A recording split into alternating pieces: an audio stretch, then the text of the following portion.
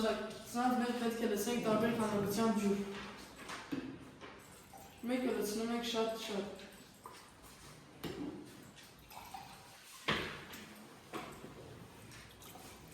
Իսկ մեկը պետք է լինի դատարկ։ Պետք է մատերը ջուր անել։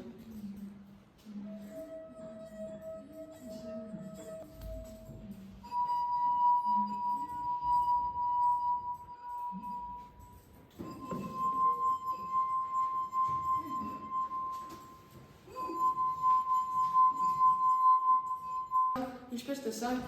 մեծ բաժակով բաժակների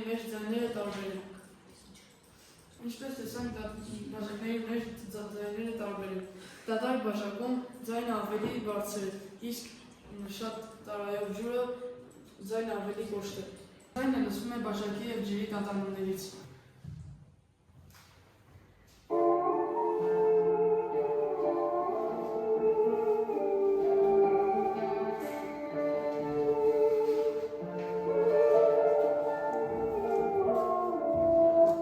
Այս հետ կոչվում է տերմեվոքս, առաջացնում է էլեկտրոմագնիսական ալիքներ, ղեկավարում է ձեռքի հեռացումների մոտիկացումով։